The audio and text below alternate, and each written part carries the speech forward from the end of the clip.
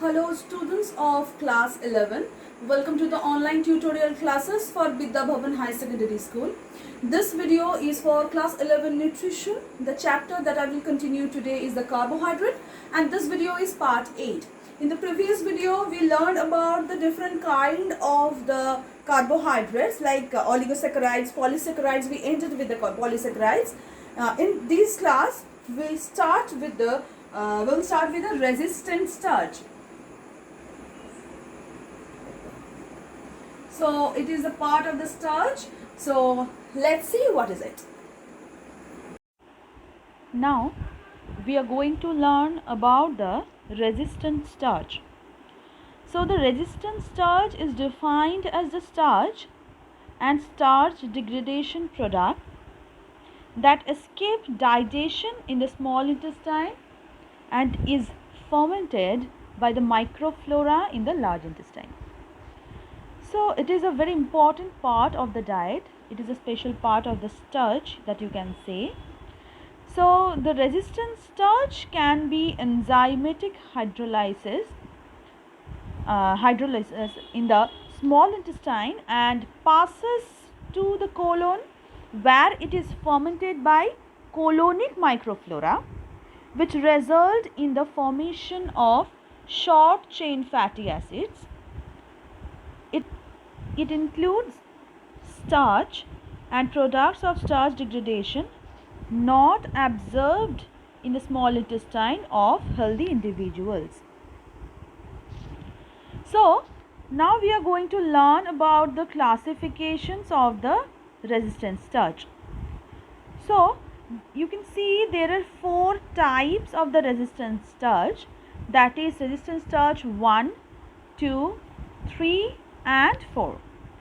So what are the constituents of this starch and their examples of occurrence? Here we are going to learn. So the first is RS1 or resistant starch 1. It comprises of physically inaccessible starch, and the examples of the occurrence that you can see that partially milled grains and seeds. The second one is RS2. It consists of starch in certain granular form, which is highly resistant to enzymatic digestion. Mainly, we can find this RS2 on raw potatoes, green bananas, and some pulses, etc. RS3. It includes the retrograde starch formed by the cooked and then cooled starchy food, and used to get it on the cooked and cooled potato, rice and other modified starch. And mainly other rich high rich starch products are the main sources of it. The next is RS4. It is chemically modified starches used in the industry for their technological attributes. Modification includes esterification and esterification. Esterification and etherization. So the examples of the occurrence are mainly modified starch. So here you can understand that these are all the types of the resistant starch. Now we are going to discuss about the differences between amylose and amylopectin. So let's go forward it. So here it is the differences between amylose and amylopectin. Here you can see that amylose constitutes 20% of the starch and amylopectin constitutes 80% of the starch.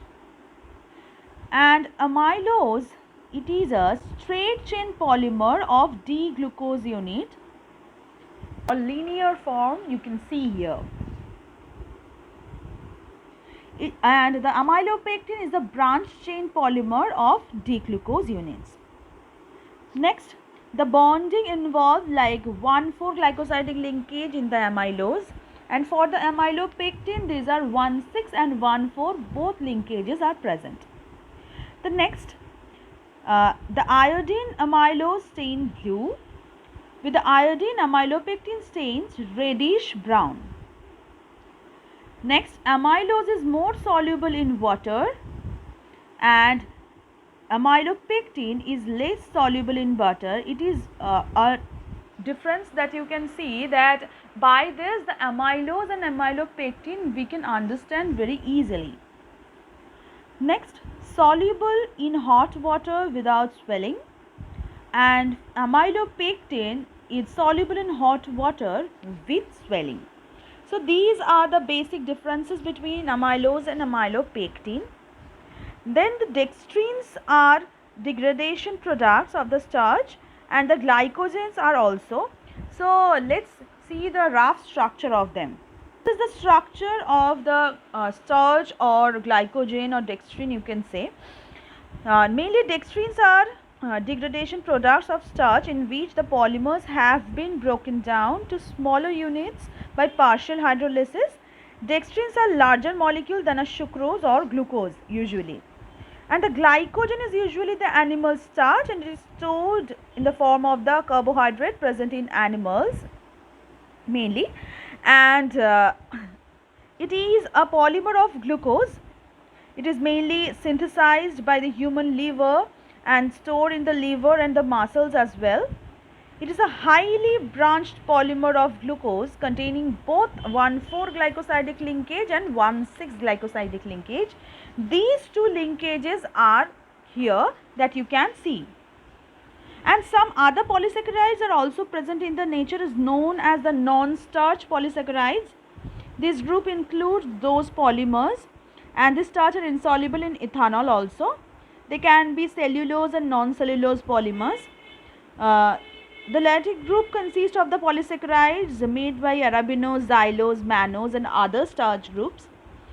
Cellulose or other polysaccharides are plant origin mainly, and the glucose molecules joined by beta linkages, and here the beta linkages are present, but in our body the cellulose can't be digested. So here for the beta linkage you can see that the linear linkage, that means the bonds which are present aside, it is called 1,4-glycosidic linkage, and this branch is known as the 1,6-glycosidic linkage.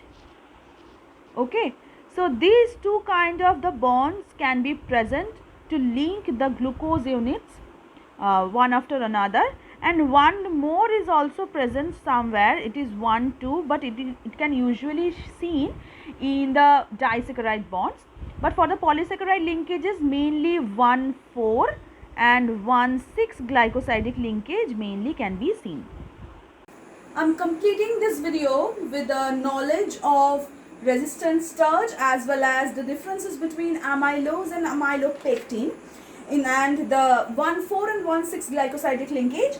In the next video, we will discuss about the functions of the carbohydrate. Till then, thank you.